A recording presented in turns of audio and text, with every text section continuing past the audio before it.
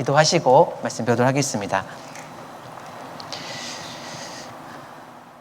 은혜와 자비가 풍성하신 고마우신 하나님 감사합니다. 인생을 살아가는 가운데 하나님을 알고 또 영원한 천국 갈 수 있는 소망을 은혜로 주셔서 감사를 드립니다. 또한 하나님의 자녀의 이름으로 또 이 세상을 살아갈 수 있는 기회를 주셔서 감사를 드립니다.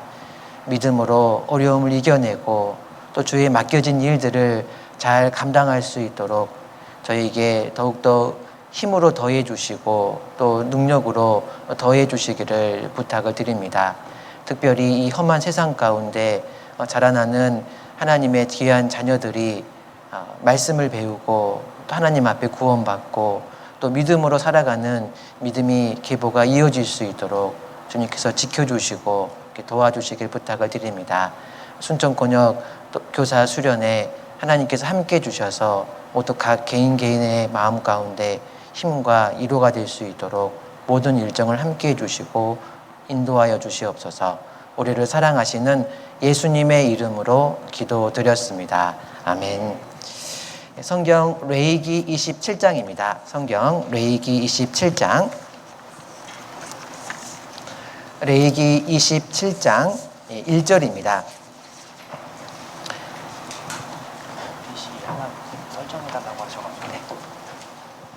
레위기 27장 1절 1절부터 7절까지 제가 읽어드리겠습니다. 레위기 27장 1절부터 7절. 여호와께서 모세에게 일러 가라사대 이스라엘 자손에게 고하여 이르라. 사람을 여호와께 드리기로 서원하였으면 너는 그 값을 정할지니 너의 정한 값은 20세로 60세까지는 남자이면 성소의 세겔대로 은 50세겔로 하고 여자이면 그 값을 30세겔로 하며 5세로 20세까지는 남자이면 그 값을 20세겔로 하고 여자이면 10세겔로 하며 1개월로 5세까지는 남자이면 그 값을 은 5세겔로 하고 여자이면 그 값을 은 3세겔로 하며 60세 이상은 남자이면 그 값을 15세겔로 하고 여자는 10세겔로 하라. 방금 읽은 부분은 한 사람이 하나님 앞에 제가 하나님 위해서 제 몸을 드리겠습니다 라고 소원했을 때 그 소원의 값을 하나님께 드리는 내용입니다. 그런데 재미있는 것은 값을 드릴 때 그 나이에 따라서 값이 틀리다는 겁니다. 그래서 여기 보시면 이제 남자와 여자가 틀리고 남자도 나이에 따라서 다릅니다. 그래서 이 2절에 보시면 3절에 보시면 20세부터 60세까지는 남자는 은 50세겔. 남자만 기준으로 본다면 20세부터 60세까지가 50세겔, 가장 비쌉니다. 그리고 이제 5절을 보시면 5세로부터 20세까지 남자이면 20세겔. 그리고 6절을 보시면 1개월부터 5세까지 남자이면 은 5세겔. 그리고 60세 이상은 15세겔입니다. 다시 정리하면은 5세, 그러니까 유치부 쪽까지는 유치부 들어오기 영유아까지는 5세겔 남자 기준으로, 그다음에 이제 유치부부터 중고등부까지는 20세겔, 그리고 이제 청년회 이상부터 은장회 밑에까지가 대략 50세겔, 그다음에 60세 이상이면 15세겔 이렇게 돼 있습니다. 그래서 왜 하나님은 다르게 평가하셨을까? 다르다는 겁니다. 사람의 일생을 살아가는 가운데 정말로 하나님을 힘있게 섬기고 하나님께 드릴 수 있는 그 양은 실제로 한계가 있다는 겁니다. 그래서 우리가 젊은 시절에 우리가 힘이 있었을 때 내 인생의 황금기 때 하나님께 드린다 그러는 것은 가장 값진 것을 드릴 수가 있는 겁니다. 그래서 나이가 먹어가면은 드리고 싶어도 드릴 수 없는 겁니다. 내가 젊었을 때, 힘이 있었을 때, 내 인생의 황금기 때 내가 하나의 교회에서 봉사를 하고 하나님께 드릴 수 있다는 것은 오히려 축복인 겁니다. 그래서 이 레인들이 성막에서 봉사할 때도 그냥 계속 봉사하는 게 아니라 정해졌습니다. 그래서 기본 원칙은 30세부터 50세까지가 레인들이 성막에서 일할 수 있는 시간인 겁니다.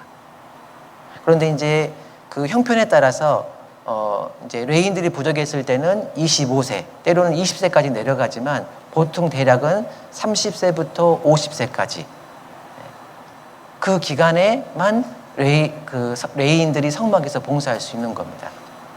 한계가 있다라는 거예요. 그 기한이 있는 겁니다. 우리가 일할 수 있는 그 기한이 정해진 겁니다.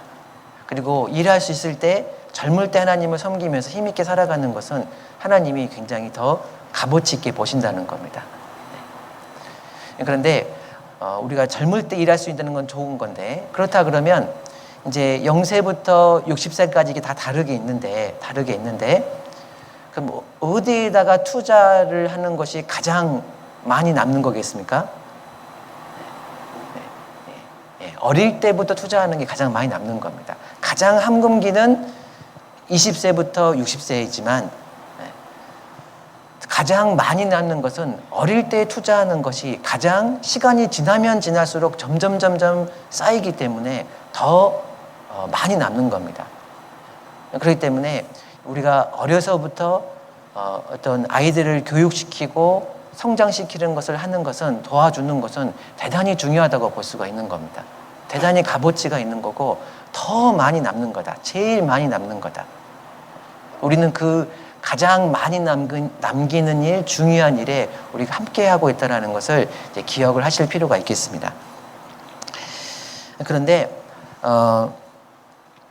이 가장 많이 남는데 여기다 우리가 집중 투자를 하지 않으면은 당장은 큰 어떤 증상은 보이지 않지만 시간이 지나가면은 위기가 찾아올 수가 있습니다. 그런 위기가 실제로 유럽 교회에서 일어난 겁니다. 그래서 유럽 교회가 통계를 보면은 1980년대부터 해가지고 30년, 2010년까지 없어진 교회가 9,000개가 넘습니다. 그러니까 교회가 어마어마하게 교회가 없어진 겁니다. 100년 전만 해도 우리에게 토마스 선교사를 보낸 그 영국 교회인데 그 영국 교회가 100년이라는 시간 동안에 엄청나게 교회가 사라진 건데요. 그때 그 교회 관계자가 인터뷰하는 걸 들었는데 어떻게 얘기를 했냐면은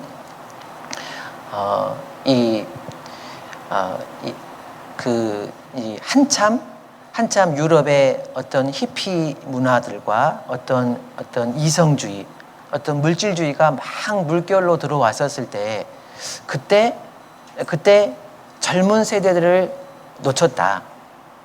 위험한 거는 인지를 하고 있었지만은 거기에 대처를 잘 하지 못했다. 그러다 보니까 이 젊은 세대가 빠지기 시작을 하니까는 젊은 세대만 빠지는 게 아니라 그 자녀 세대도 같이 빠지게 됐다. 그래서 한 번에 짧은 시간에 2세대가 빠지는 그런 문제가 발생을 했고, 그래서 결국 남는 것은 이제 노인밖에 남지 않았다. 이렇게 얘기를 하고 있었습니다. 그래서 내가 다시 돌아가서 다시 그 시기로 돌아간다 그러면 나는 적극적으로 그런 문화에 대해서 막고 적극적으로 교회의 이 젊은 세대와 그 어린 세대를 위해서 적극적인 어떤 투자와 어떤 교육과 일을 하고 싶다. 이렇게 인터뷰하는 것을 들었습니다. 그만큼 이 어린 세대와 이 젊은 청년의 세대가요, 굉장히 중요한 겁니다. 실제로 우리도 경험하고 있지 않습니까?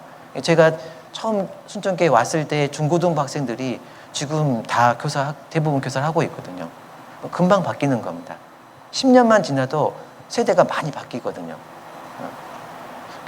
그래서 이 어린 아이들, 그다음에 젊은 세대에 투자하는 것은 반드시 필요하다라는 것을 우리가 생각을 하고 있어야 되겠습니다. 그런데 반면에 유럽에 보면은 이슬람이 엄청 많아지고 있습니다. 그럼 이슬람은 왜 많아지는 거냐? 그 분석한 자료를 보니까요. 첫 번째는 이민입니다. 이민의 숫자가 굉장히 많아지기 때문에 기본적으로 이 이민을 통해서 이슬람을 전파해서 이슬람 교도를 만드는 것보다 이민에 의해서 이슬람 교도들이 많아지는 것이 첫 번째 이유다. 그리고 두 번째 이유가 뭐냐면은 아이들을 많이 낳는다는 겁니다. 그래서 그 쿠란에 보면은 자녀를 많이 낳아서 이슬람을 번성케 하라, 뭐 그런 구절이 있나 보더라고요. 그래서 그런 구절에 근거해서 이제 4명까지 아내를 줄 수가 있고, 그 다음에 아이는 절대로 낙태가 금지입니다. 다 낳아야 됩니다. 그러니까는 다산이거든요. 많이 낳습니다. 그래서 예전에 그 유럽에 계신 분한테 들어보니까 이슬람 자녀들을 많이 낳다 보니까 복지가 그 가정은 일을 하지 않아도 먹고 산답니다. 자녀를 많이 낳으니까 자녀에 대한 지원금이 많이 나오니까 그걸로 충분히 먹고 산다고 하는 이야기를 들었었거든요. 그래서 유럽에서 이슬람이 번성하는 것은 실제로 많이 낳는 겁니다. 많이 낳아서 기본적으로 이 볼륨을 키우는 거예요. 그러면서 이슬람이 많이 번성되고 있는 겁니다. 그런 흐름들이 지나가고 있는 겁니다. 그래서 우리는 이 어린 아이들, 그다음에 자라고 있는 중고등부, 그리고 넓게는 청년까지 우리가 신경 쓰고 그 세대들이 잘 자랄 수 있도록 해야지만 교회가 계속 번성한다라는 것을 이제 기억을 하실 필요가 있겠습니다. 그런 가운데 이제 고민이 되는 거죠. 그러면 그런 아이들 우리가 어떻게 가르칠 수 있을 거냐? 그 질문이 이제 올해 이번 주제 발표의 내용입니다. 그래서 교회 학교에서 무엇을 가르칠 것이냐? 충분히 뭘 가르쳐? 성경 가르치지. 우리가 금방 이렇게 얘기를 할 수가 있는데요. 다시 한번 우리가 무엇을 가르쳐야 되는 건지, 무엇을 가르친다는 것은 이제 내용이죠. 그러면은 무엇을 가르쳐야 될 거 생각한다 그러면 결국은 우리가 왜 존재해야 되는가, 그거랑 연결되어 있거든요. 그러니까 우리도 인생을 내가 왜 살아야 되는 거냐가 정리가 되면은 내가 어떻게 살아야 되는가 딱 정리가 되는 것처럼 교회 학교가 왜 존재하는 거냐, 왜 존재를 해야 되는 거냐, 그게 정리가 되면 그러면 우리가 이 존재를 위해서 우리가 무엇을 해야 되는 거냐라는 것이 이렇게 자연스럽게 정리가 되겠습니다. 그래서 그럼 교회 학교가 왜 존재해야 되는 거냐에 대해서 먼저 생각해 보겠습니다. 왜 존재해야 되는 거냐? 그러면 그것을 고민하다 보면은 그러면 이 교회 학교가 그럼 도대체 언제 시작했는 거냐? 누가 언제 이걸 시작해가지고 지금의 이 교회 학교가 존재하고 있는 거냐라는 걸 생각해 볼 수가 있는데요. 지금 우리가 가지고 있는 이 교회 학교 시스템은 이제 대부분의 성경학자들이 인정한 것은 여기 보이시죠? 보이면은 이 로버트 레이크스라는 사람이 1780년에 시작한 것이 이제 주일학교, 교회학교의 시작이라고 이렇게 다들 보고 있습니다. 그래서 용어는 혼용돼서 씁니다. 그래서 주일학교로 쓰다가 이제 주일학교면 일요일만 가르치지 않냐, 매일매일 가르쳐야 된다라고 하면서 이제 교회학교라는 명칭으로 바뀌었습니다. 근데 이제 처음 시작은 주일학교라는 명칭으로 시작했기 때문에 계속 이제 혼용이 될 건데 이제 계속 들으시기 바랍니다. 그래서 그러면 이제 우리가 왜 이 교회 학교가 존재해야 되는 거냐라는 것을 생각해 보기 위해서 교회 학교가 왜 시작했냐를 먼저 살펴보겠습니다. 그러면 왜 교회 학교 시작했냐? 1780년대에 이제 그 영국에서 시작이 됐는데요. 영국에서 1780년대는 어떤 시대냐면은 산업혁명 시대입니다. 산업혁명이 시작되면서 이제 이 자본주의가 발달을 하면서 이제 이 공장의 자본을 가지고 있는 사람들이 이제 싼 값의 노동력을 이렇게 해서 수익을 얻는 시대였습니다. 그러다 보니까 값싼 인력이 누구였냐? 이제 아이들이었습니다. 아이들. 그래서 그 당시에 산업혁명 시대에 아이들을 주로 고용하는 곳이 어디였냐면은 탄광. 그래서 탄광 좁은 굴들을 이 체구가 작으니까 잘 들어갈 수 있으니까 아이들을 고용해서 탄광에서 채굴하는 것을 시켰습니다. 그리고 이제 굴뚝 들어가서 굴뚝 청소하는 거, 청소하는 것을도 시켰습니다. 그리고 이제 값을 싸니까 이제 잘 안 하는 거 시켰습니다. 그래서 이 당시에 보면은 이제 성냥을 만드는 공장인데 이제 아주 몸에 해로운 성냥을 만드는 곳에 아이들을 쓰기 시작했습니다. 그러니까 아이들이 그 당시에 평균 일하는 시간이 16시간이라고 이렇게 하더라고요. 그러니까 그 16시간 동안 아이들이 계속 일을 하는 겁니다. 근데 이제 지금 보면은 탄광, 그 다음에 이런 굴뚝, 이런 화학 쪽이면요, 다 아픕니다. 병들고 아파요. 그러니까 아이들이 주중에는 계속 일하다가, 그리고 나름의 시름시름 앓다가 죽는 일이 많이 발생을 하고, 또 이렇게 억압돼 있다가 이제 일요일 날 일을 안 하니까 그때는 아이들이 밖에 나와서 자기 마음대로 막 싸우고 이제 뭐 이렇게 말을 함부로 하고 다투고 뭐 도둑질하고 이런 일들이 많이 있는 겁니다. 그래서 이런 현상을 보고 굉장히 가슴 아파하고 어떻게든 이 아이들을 도와주려고 마음을 품었던 사람이 아까 보였던 이 로버트 레이크스라는 사람입니다. 그래서 이 사람은 평신도입니다. 평신도가 그 아이들을 보고 어떻게든 이 아이들을 불쌍히 생각을 했고 이 아이들을 올바로 세워야겠다 이런 마음을 품었습니다. 그래서 처음에 한 것이 뭐였냐면은 이런 아이들이 다투고 해서 이 교도소에 가면은 그 교도소에 들어가서 이 아이들하고 이야기하고 올바로 이렇게 세우려고 노력을 하기 시작했습니다. 그런데 그걸 하다 보니까 한계를 느꼈어요. 한계 느꼈습니다. 이미 이렇게 구부러진 그 아이들을 올바로 세운다는 게 대단히 어렵다는 것을 경험하게 됩니다. 그러면서 고민을 하다가 어떻게 마음을 먹었냐면은 이 아이들을 올바로 가르쳐야겠다. 처음부터 가르쳐야겠다. 처음부터 올바르게 가르치고 그 마음의 심중 가운데 하나님을 심겨야겠다. 이렇게 마음을 품었습니다. 그래서 이제 고민하다가 어떻게 하면 그 아이들 마음속에 하나님을 심길 수 있을까? 또 이 아이가 어떻게 올바르게 인생을 살아갈 수 있을까? 이거를 고민을 하다가 이제 그러면 일요일 날 학교를 열자. 이렇게 결심을 한 겁니다. 그래서 일요일 날 이제 주중은 다 일을 해야 되기 때문에 일요일 날 학교를 여는 겁니다. 그것이 이제 주일학교의 시작입니다. 주일학교 시작입니다. 그래서 이 로버트 레이크스라는 사람이 살았던 집이 이제 요 집입니다. 요 집이고 요 집에 지금 가보면 이렇게 이 사람의 초상화가 걸려 있습니다. 그리고 처음 주일학교를 한 곳은 이 사람의 집에 이제 거실에서 시작을 하고 본격적으로 시작한 곳은 바로 이 길 건너편에 있는 교회입니다. 거기서 처음 주일학교, 우리가 지금 하고 있는 이 시스템인 주일학교가 처음으로 시작된 겁니다. 그래서 교육이라는 게 과거부터 있지 않았냐. 로마 시대도 있었고 그리스도 있었고 더 과거도 있지 않았냐. 물론 있었습니다. 근데 그것은 대부분 귀족들, 대부분 어떤 특수한 어떤 사교육의 개념이었고 이런 어떤 전 대중을 향해서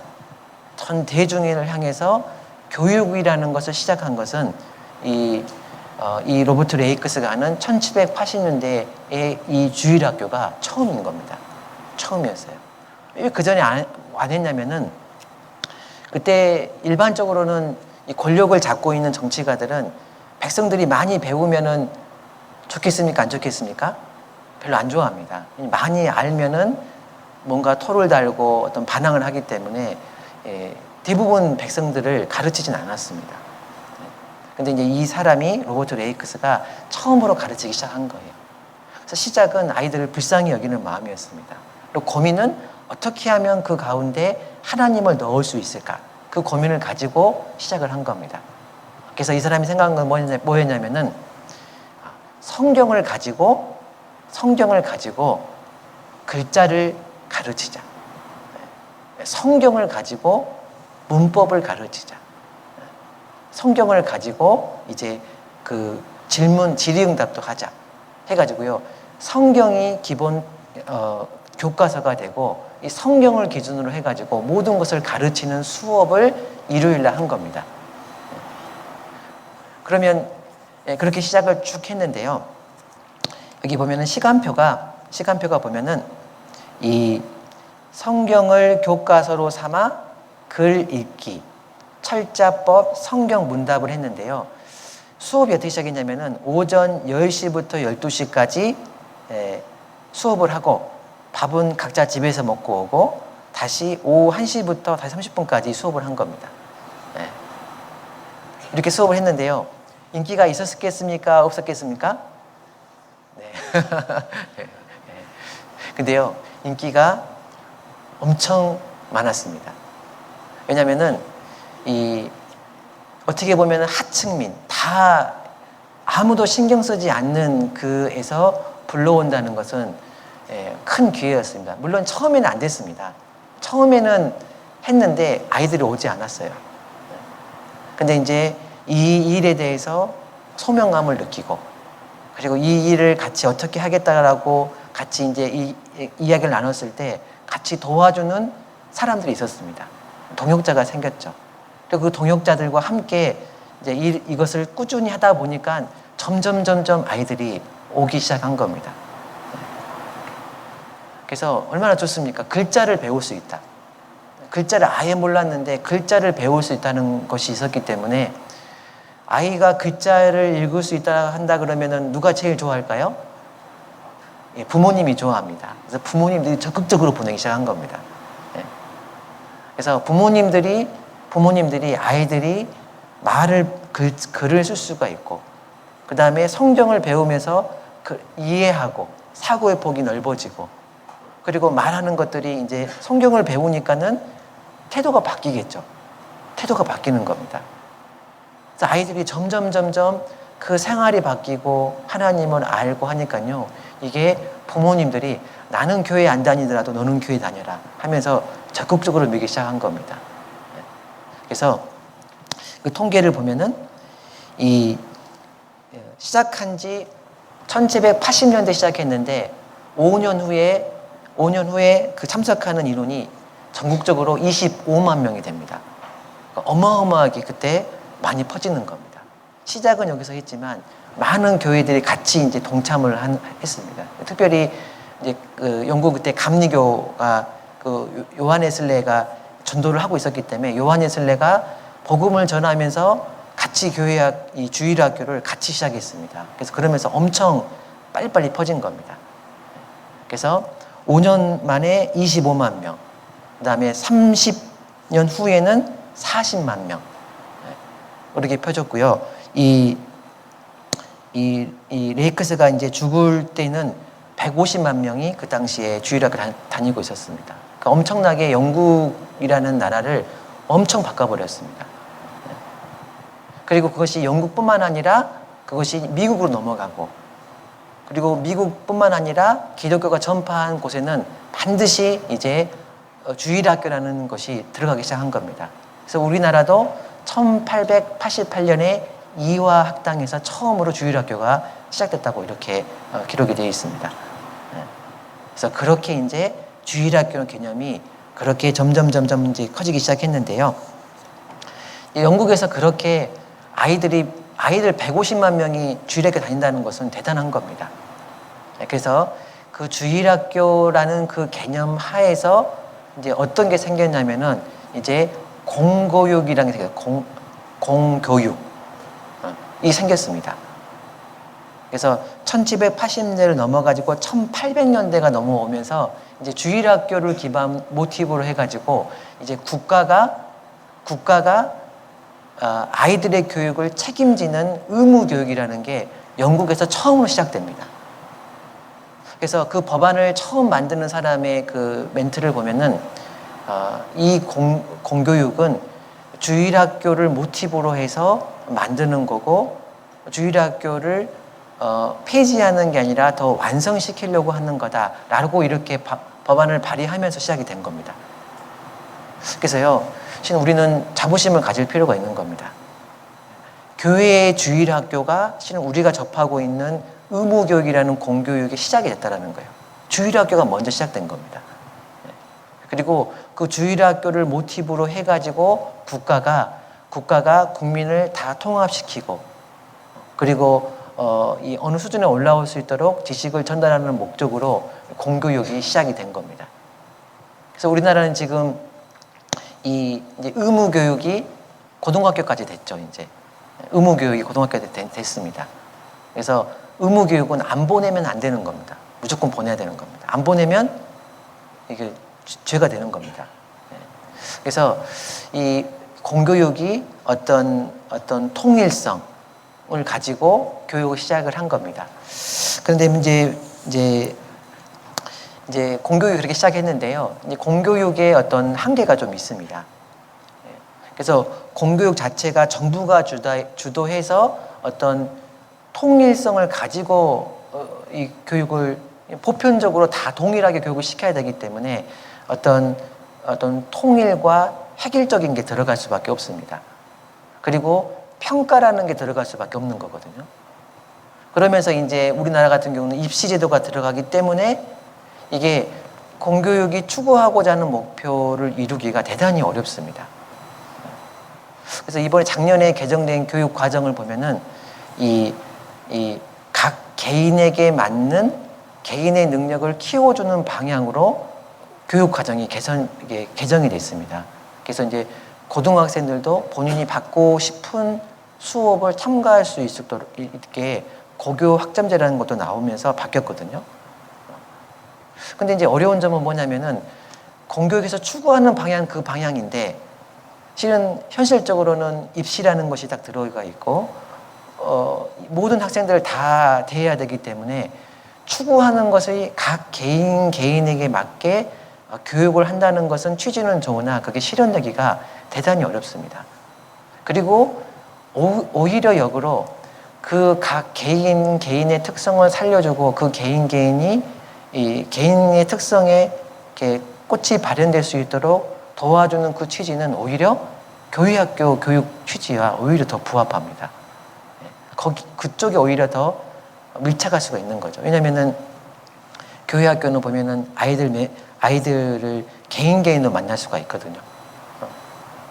그래서 이제 그런 어떤 공교육의 한계가 있다. 그래서 우리는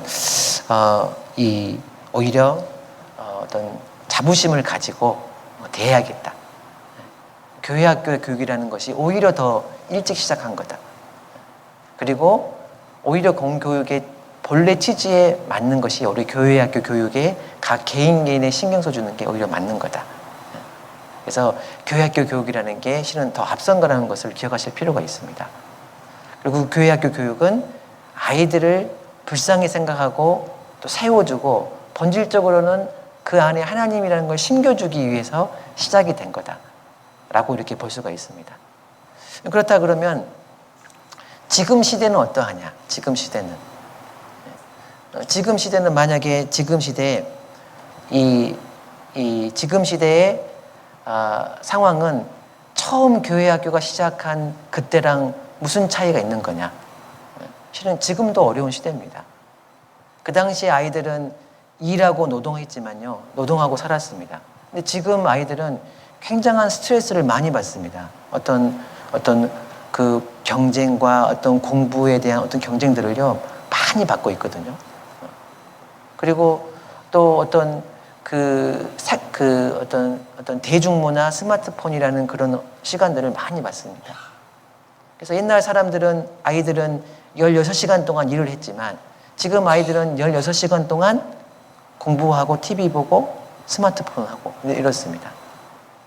옛날에 이 아이들은 글자를 모르는 문명이었지만 지금 아이들은 생각하는 것이 어려워하는, 생각 자체를 어려워하는 그런 아이들인 겁니다.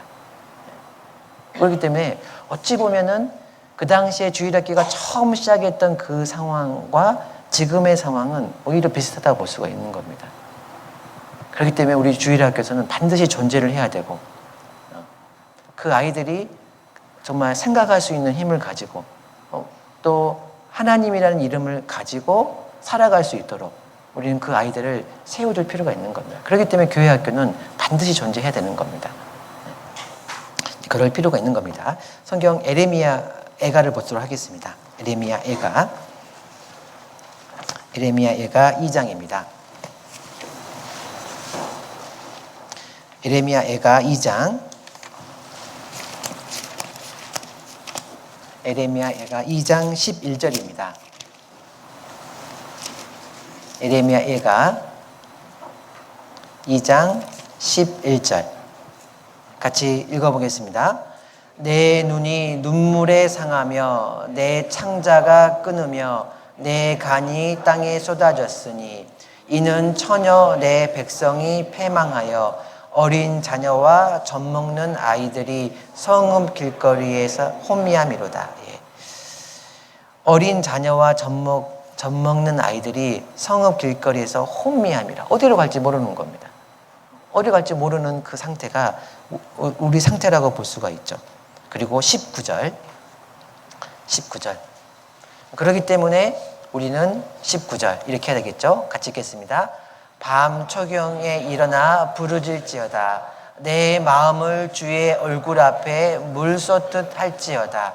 각 길거리에서 주려 혼미한 내 어린 자녀의 생명을 위하여 주를 향하여 손을 들지어다 하였도다. 예. 어떻게 할까? 이 아이들을 어떻게 세워줘야 될까? 이 혼란한 세대에, 혼미한 시대에 이 아이들을 어떻게 세워줘야 될까? 우리는 그런 애타는 마음을 가지고 우리는 그런 마음을 가지고 교회 학교에 봉사를 할 필요가 있는 겁니다. 그것이 이 마음 때문에 교회 학교가 존재하는 겁니다. 그리고 그런 아이들이기 때문에 우리는 그 아이들에게 올바른 핵심 기준을 딱 가르쳐 줄 필요가 있습니다. 변하지 않는 그 기준을 어린 아이였을 때 심겨줄 필요가 반드시 있는 겁니다. 그래서 이 카톨릭은 그게 강합니다. 카톨릭은 5세 5살 아이만 데려와라. 그럼 내가 100% 천주교 카톨릭 신자를 만들어 주겠다. 이렇게 얘기하거든요. 어렸을 때 심겨놓은 것은 안 바뀐 겁니다. 이 코카콜라가 원래 코카콜라 보면은 산타 할아버지가 이렇게 뚱뚱하고 코카콜라 마시는 그 선전이 있기 전까지는 산타의 이미지가 그 이미지가 아니었거든요. 근데 기본적으로 코카콜라의 광고 전략이 어린 아이들이 어렸을 때부터 코카콜라와 친숙하게 만들려고 그런 캐릭터를 만들었죠. 그러니까 어린 아이들을 잡으려고 얘를 쓰는 겁니다. 그래서 우리도 사단마귀도 그렇게 하는 거니까 우리는 더 큰 힘으로 아이들을 붙잡아 줄 필요가 있겠죠. 그래서 우리는 이제 무엇을 가르쳐야 되는 거냐? 아까 말한 변하지 않는 성경. 이 아이에게 하나님만 심어줄 수 있다 그러면 하나님이 그 아이를 이제 붙잡고 나가기 때문에 우리는 반드시 하나님을 심겨줄 필요가 있는 겁니다. 마태복음 28장입니다. 마태복음 28장. 마태복음 28장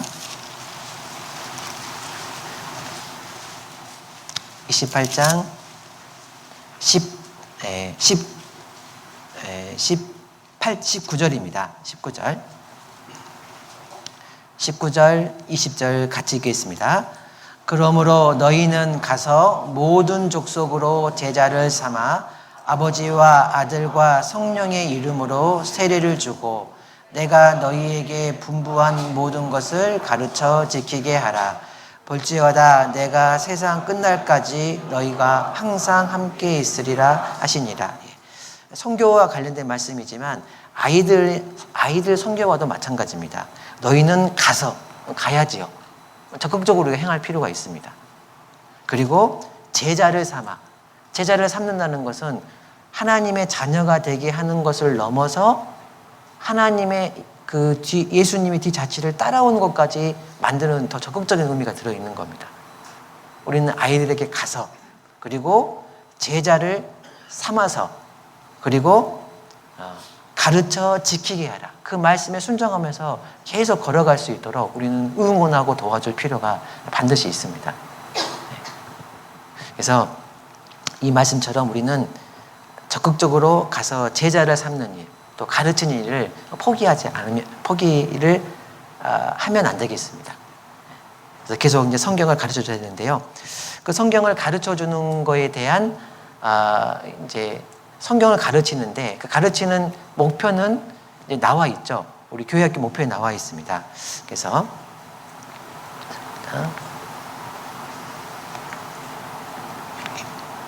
잠깐만요. 교회학교 목표가 여기 나와 있죠. 교회학교 목표가 보면은 성경을 가르치는데 성경을 가지고 무엇을 가르칠 거냐라는 것이 이제 나와 있습니다. 여기 보면은 생명의 원천이 하나님께 있음을 알게 한다. 진리를 깨달아 구원을 얻게 한다. 하나님의 사람을 온전하게 한다. 하나님의 선한 일에 봉사하게 한다. 라고 이렇게 우리 교단의 우리 교회의 교육 목표로 잡혀 있습니다. 성경을 가르치는데 성경의 유치부 때는 생명의 원천이 하나님께 있음을 알게 한다.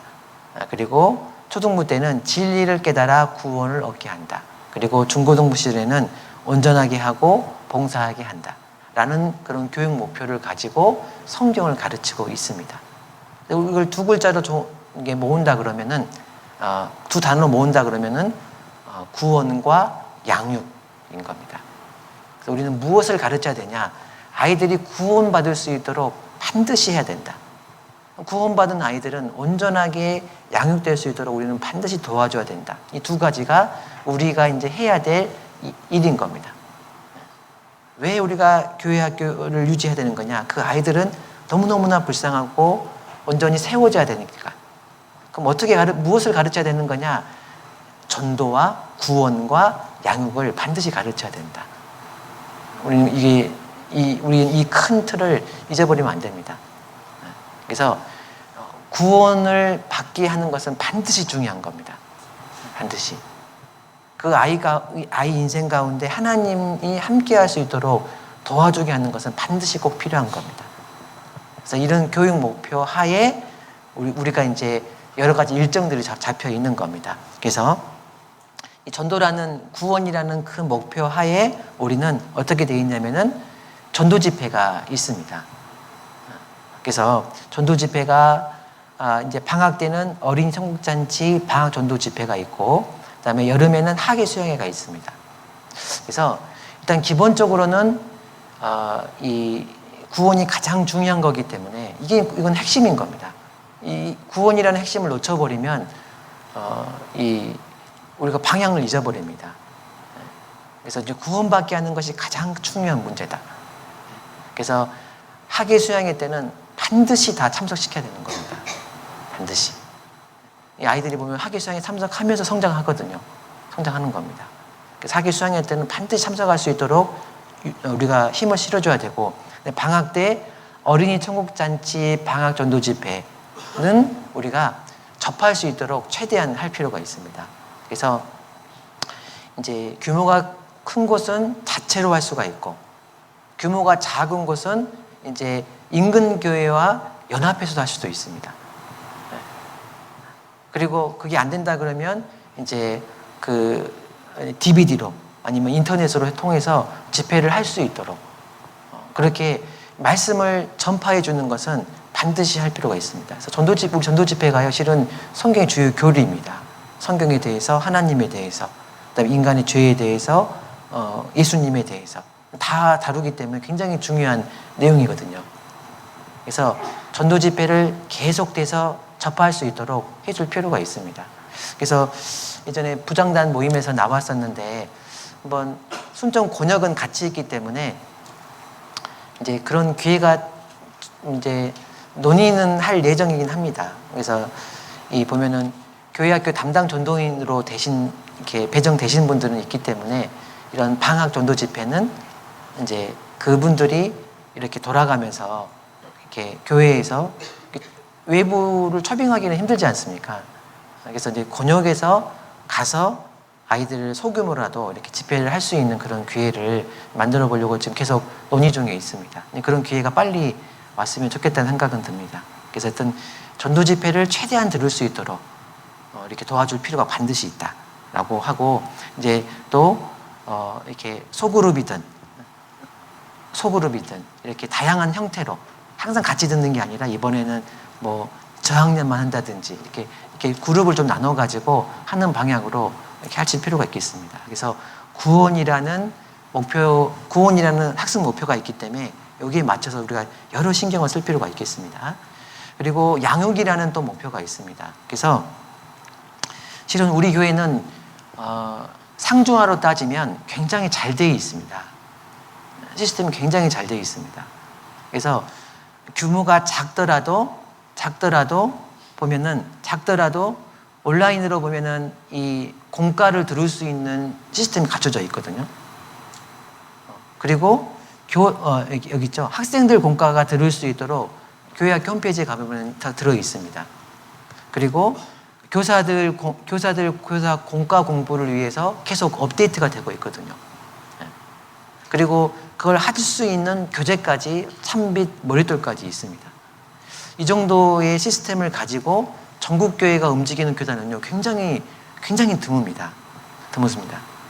그래서 우리 교회가 정말 잘하고 있는 거예요. 그래서 이제 우리 앞에 있는 선배 교사들이 진짜 고민 많이 한 겁니다. 고민 많이 하고 이 제도를 만들어 놓고 이게 시스템으로 돌아갈 수 있도록 만들어 놨기 때문에 지금 이렇게 되고 있거든요. 그래서 예전에 제가 책을 봤는데 그 책에서 주장하는 게 하고 싶다라는 게 뭐였냐면은 이 아이들이 다 볼 수 있는 어떤 교재가 있었으면 좋겠다. 그걸 또 들을 수 있는 어떤 게 선생님 나올 수 있는 그 어떤 설교해주는 그런 내용, 그 어떤 동영상이 있었으면 좋겠다. 또 이걸 가르치시는 선생님도 있었으면 좋겠다라고 다 이렇게 했는데 지금 우리 교회는 그게 지금 하고 있는 거거든요. 그래서 우리 교회가 실은 수준이 있는 겁니다. 수준이 있습니다. 그리고 유치부는 1년 주기로 돌아가고 있죠. 유치부 공과는. 그래서 유치부 공과는 이 창조와 예수님의 이야기로 1년 주기로 돌아가고 있고, 초등부 공과는 이제 구약 성경의 사건과 신약 성경의 사건 일부로 해가지고 구약 성경의 사건 위주로 2년 주기로 돌아가고 있습니다. 참빛은 구약과 신약의 사건들, 그리고 주제, 뭐 이성교제, 성만찬, 그런 주제를 가지고 3년 주기로 돌아가는 겁니다. 그러니까 이 분포도 굉장히 잘 돼 있는 겁니다. 이 선별을 굉장히 잘했어요. 그래서 저 처음 전도에 들어왔을 때도 중고등부 공과를 가지고 설교를 준비하면 굉장히 전 영역을 다룰 수 있다라고 이렇게 조언을 들은 적이 있거든요. 잘 돼 있는 겁니다. 우리 교회는 잘 돼 있습니다. 그리고 이 분반도 이제 잘 돼 있죠. 우리가 지금 잘 하고 있습니다. 그래서 여기 골로새서를 한번 보시겠습니다. 골로새서 1장입니다. 골로새서 1장 28절입니다. 1장 28절. 우리가 그를 전파하여 각 사람을 권하고 모든 지혜로 각 사람을 가르침은 각 사람을 그리스도 안에서 완전한 자로 세우려 함이라. 이거 각 사람 3번 반복되어 있죠. 그래서 이제 각 사람에게, 개인에게 이게 가능한 겁니다. 교회는. 학교는 개인 하는 게 참 어렵거든요. 한계가 있습니다. 근데 교회는 개인을 할 수가 있는 겁니다. 그래서 이제 점점 아이들 숫자가 줄어들지 않습니까? 그러면 이제 좀 안타깝습니다. 근데 역으로 생각하면은 한 아이에게 정말 다양하고 풍성한 것을 줄 수 있는 기회가 되는 겁니다. 그래서 우리는 이런 기회를 잡아가지고 아이 한 명 한 명에게 더 많은 것들, 더 다양한 것들을 줘야겠다. 그 아이에게 맞는 것을 줘야겠다. 그 수준에 맞는 것. 이렇게 생각을 하시고 그 내용에 더 이렇게 힘을 쓰시면 좋을 것 같습니다. 그래서 이제 어떤 걸 가르치냐? 이 구원과 양육, 그리고 현재 있는 시스템을 이용해서 가르치는 것이 필요하는데요. 근데 이제 우리가 조금 더 신경 써야 될 것은 뭐냐면은, 이 성경은 변하지 않지만 이거를 전달하는 방법에 대해서는 조금 더 고민을 할 필요가 있습니다. 그래서 지금 보면은 예전에 초등부에서도 이렇게 손유희하면은 다 잘 따라 했거든요. 근데 조금은 고학년 되면 어떻습니까? 예, 팔짱 끼고 있습니다. 이렇게. 예. 그러니까는 우리가 이 전달해야 되는 내용은 똑같지만 전달하는 방법은 우리가 고민이 좀 필요합니다. 실제로 보면은 우리가 우리 교회에 보면은 근 30년, 40년의 어떤 교회학교 역사를 보면은 실제로 손유희, 뭐 암송, 뭐 이런 게요, 실은 바뀌진 않았거든요. 그 틀 그대로 가고 있습니다. 나쁘다는 얘기는 아닌데, 나쁘다는 얘기가 아닌 겁니다. 근데 이게 아이들은 점점 변하고 있는데, 그 아이들의 그 바뀌는 시대에 맞게 그런 형태는 우리가 좀 더 고민해보고 다양하게 할 필요는 있습니다. 그래서 우리는 이제 그 방법에 대해서는 우리가 조금 더 고민을 해볼 필요는 있습니다. 그래서 몇 가지 예를 들어보겠습니다. 몇 가지 예를 들어보면은, 이제, 이거는 그림입니다. 이 보면은, 그러니까 우리가 접하는 여러 가지 방법을 통해서 아이들이 조금 더 피부로 다가올 수 있는 방법에 대해서는 우리가 고민을 해봐야 된다. 그게 그림이든 음악이든 그게 어떤 뭐 성경에 관련된 어떤 질이든 박물관이든 여러 가지 매체를 통해서 아이들이 지금 시대에 피부로 느낄 수 있도록 해볼 필요가 있는 겁니다. 그래서 이 보면은 이 그림입니다. 브레헬이라는 사람이 그린 바벨탑인데요. 이 바벨탑을 보면은 이게 성경에 나온 바벨탑하고는 약간 차이가 있습니다. 왜냐면은 여기 보면은 바벨탑 주변에 보면은 여기 배들이 있지 않습니까? 바벨탑은 신할 평지에 됐지만 이 바벨탑 보면은 배들이 있습니다. 그리고 옆쪽으로 가면은 마을들이 있습니다. 이 브레일이라는 사람이 바벨탑을 그렸는데 자기가 살고 있는 도시에다가 바벨탑을 그린 겁니다. 그래서 자기 도시가 무역 도시였거든요. 끊임없이 돈과 권력과 탐욕을 위해서 그 힘을 기르고 그걸 추구하고 있는 사람들을 비꼬기 위해서 바벨탑을 자기가 살고 있는 도시에다 그림을 다 그린 겁니다. 그리고 여기 보면은 이 한 왕이 나와 있는데요. 이제 성경에서는 니무롯처럼 되어 있지만 여기서는 그 당시에 권력 있는 사람들에게 여기 사람들이 이 무릎을 꿇고 있습니다. 근데 지금 브레일이 살고 있던 시대는 그 종교개혁의 1세대가 지나간 시대입니다. 2세대들이 지금 있는 시대인데 이 옷 모양이 어떤 뭐냐면 루터교, 그 다음에 칼빈교 사제들이 입는 옷 모양으로 이렇게 그려놓고 이 사람들이 왕에게 구심구심거리고 있는, 그 당시에 신앙들이 떠나버리고 권력에 굽신거리고 있는 그 모습을 풍자해 놓고 그린 겁니다. 그래서 그런 내용들, 그다음에 여기 보이진 않지만 여기 보이진 않지만 이 사람이 좀 바벨탑을 짓고 있는데요. 여기 보면 이 사람이 이제 원본을 보면은 바지를 내리고 똥을 싸고 있습니다. 그러니까는 그 권력 앞에 비웃는 모습이죠. 그래서 이제 이런 그림들을 보여주고 바벨탑을 공가를 할 때 이런 그림들을 보여주고 이 사람은 왜 자기 도시에다가 바벨탑을 세웠을까? 왜 지금 이 성자들은 지금 무릎을 꿇고 있을까? 그 다음에 이 뒤에 사람들은 왕이 왔음에도 불구하고 여전히 돌을 깎고 있거든요.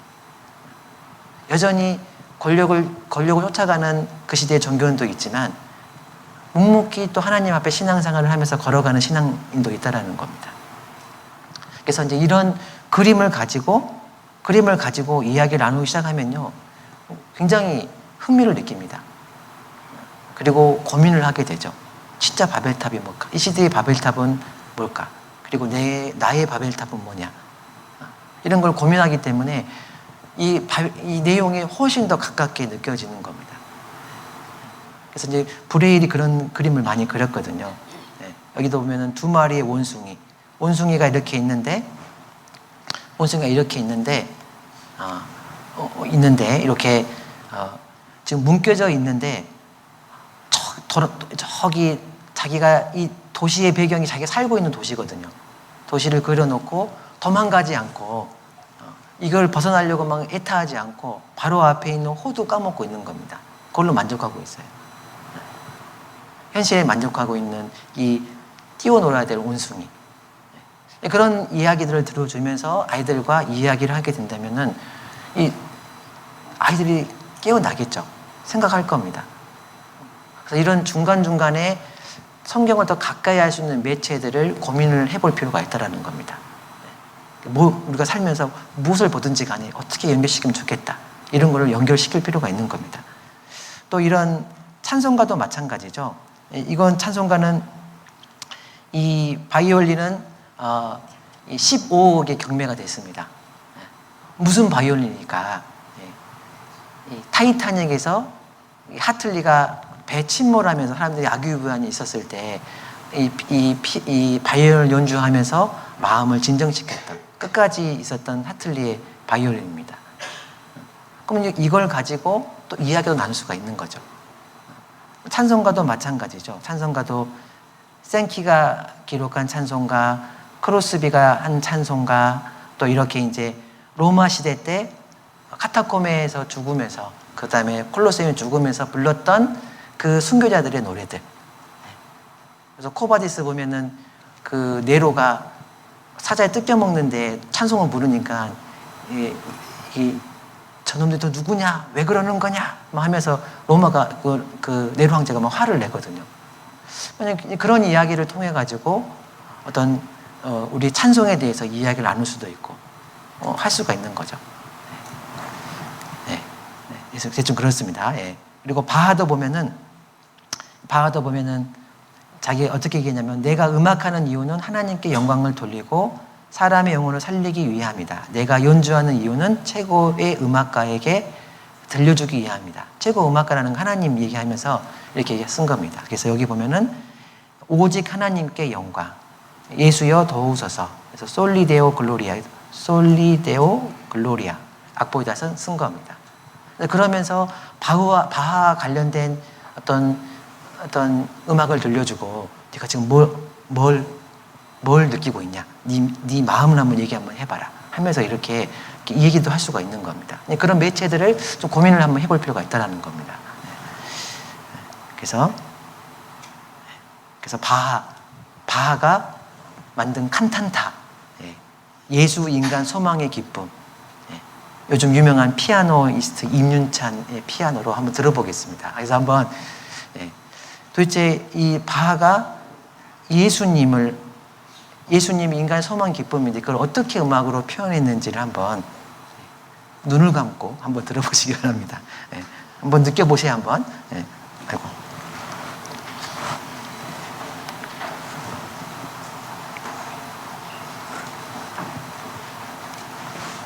소리가 다른가?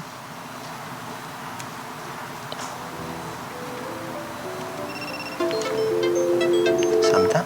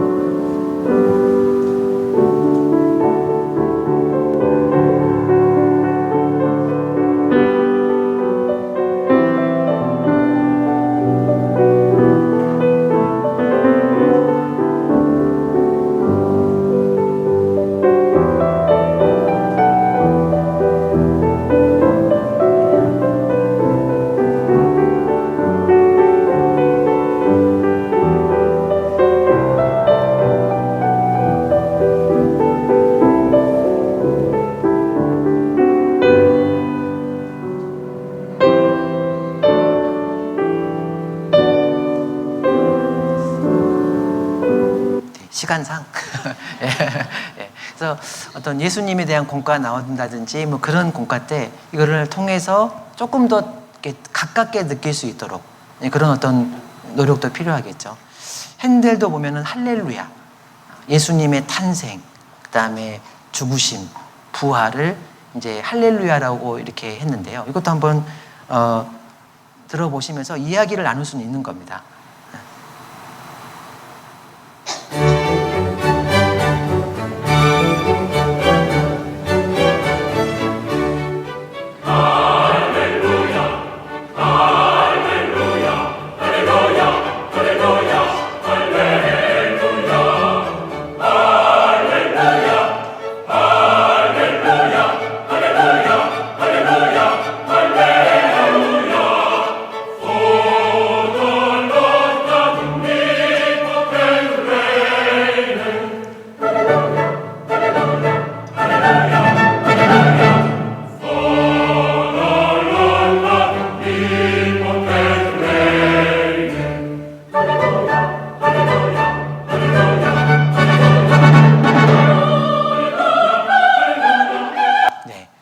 이런 어떤 매개체를 통해서 하라는 겁니다. 또 그 음악만 있는 게 아니라 이 보면 또 생각해 보면 많이 있을 수가 있습니다. 여기 보면은 이 대형 박물관 바이블 투어라는 게 있거든요. 그래서 실제로 대형 박물관에 보면은 성경이 사실이라는 증거가 엄청나게 있습니다. 그래서 또 처음 이렇게 그 전쟁 수련회 때 접했을 때 엄청 놀랐습니다. 정말로 유물을 가지고 성경과 매치가 되니까 정말 하나님이 정말 가깝게 느껴지는 그런 경험들을 했거든요. 그래서 이제 지금은 이제 유튜브에 폐해가 있지만 장점은 이런 것들을 정리해 놓은 게 꽤 많습니다. 그래서 이제 어떤 특별한 프로그램을 통해서 대형 박물관에 있는 어떤 자료들을 가지고 하나씩 하나씩 살펴보고 또 보고 해보는 그런 프로그램도 굉장히 좋겠습니다. 또 이스라엘 성지순례도 마찬가지죠. 우리 가기는 어렵습니다. 하지만 그거를 대신 한참 코로나 때는 그 온라인 여행이 유행했던 것처럼 사실은 이스라엘 성지 여행도 충분히 가능한 겁니다. 그래서 좀 아이들이 성경을 가깝게 느낄 수 있도록 그렇게 이제 어떤 고민도 해보고 해볼 수 있도록 한번 해보면 굉장히 유익할 겁니다. 또한 이렇게 이제 그 어떤 또 주제를 가지고 해도 될 거예요. 성경은 쭉 배우지만 예수님 당시의 어떤 정치, 경제, 문화의 상황들을 우리가 또 이렇게 공부해 보면서 이렇게 가르쳐 준다 그러면 굉장히 또 가깝게 느낄 겁니다. 그래서 뭐 로마 황제들, 뭐 경제, 로마의 옷, 식물, 지형 뭐 이렇게 하면은 성경이 정말 가깝게 느껴지고 이렇게 더 이렇게 그 하나님에 대해서 더 피부로 더 다가와서 그 아이가 하나님에 대해서 이렇게 힘을 가지고 할 수 있을 것 같습니다. 그래서 이 성경의 내용은 이 구원과 양육에 대해서 하지만 그 전달하는 방법에 대해서는 우리가 좀 더 고민을 좀 해보고 가깝게 느낄 수 있도록 해야 되겠다. 그렇게 마음을 먹고 이렇게 해주시면 좋겠습니다. 그리고 그렇게 할 수 있는 매체는 결국은 교사입니다. 교사. 그래서 이제 우리가 학부모님들한테 얘기할 때 교회 학교 교육은 일주일에 2시간만 밖에 안 됩니다. 그리고 부모님들은 보면은 수요 말씀, 주일 말씀, 구역 모임, 뭐 올레 다 참석하는데 아이들은 이것밖에 없습니다. 가정에서 지켜줘야 됩니다. 이렇게 얘기합니다. 그것만은 틀린 말은 아니에요. 그렇지만 제가 볼 때는 그렇지만 그 정말 중요한 시간은 교회 학교 교사 시간입니다. 파워가 있어요. 힘이. 시간은 짧지만 파워가 있습니다. 저도 집에서 보면은 제 말보다 선생님 말을 애들이요. 제 말보다 선생님 말을 더 신뢰하더라고요. 보니까. 그래서 이게 확실히 더 힘이 있구나. 더 힘이 있더라고요. 그래서 이제 우리는 어차피 우리는 교사이기 때문에 실제로 가정에서 교육한다는 것은 대단히 어렵습니다. 요즘 시대는 환경이 많이 바뀌고 있기 때문에 부모님들이 굉장히 바쁜 시대입니다. 그리고 어떤 편부, 편모 가정도 점점 늘어나고 있고 할아버지, 할머니 잘하는 아이들도 굉장히 많아지고 있어요. 그래서 실제 자녀 집에서 가정에서 교육한다는 것은 너무너무 좋은 일이지만 그렇지 못한 상황으로 점점 가고 있습니다. 그래서 교사의 교육이 정말 더 중요하다. 그 짧은 시간이 정말密도 있게 준비를 해가지고 딱 전달될 수 있도록 우리가 준비를 그렇게 해야겠다. 이렇게 생각이 듭니다. 하여튼 그렇게 수고해 주셔서 감사를 드립니다. 하여튼 힘내시고 계속 해주시기 부탁드리겠습니다. 네. 주제 발표는 기도하고 마치겠습니다.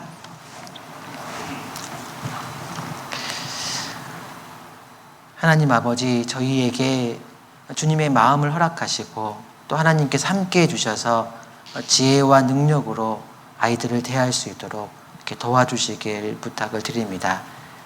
여러 가지 방법으로 여러 가지 형태로 아이들이 하나님께 가까이 느낄 수 있도록 도와주시고 그 아이의 인생 가운데서도 하나님께서 늘 함께 해주시기를 부탁을 드립니다. 이후에 있는 일정들도 하나님께서 함께하여 주십시오.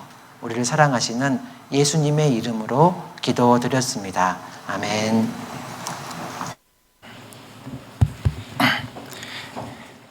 네, 현재 시간 4시 50분입니다. 약 5분 정도 휴식을 가지신 후에 다음 순서인 조별교제 및 부장단 교제가 있습니다. 유초동부는 이곳 대강당 그리고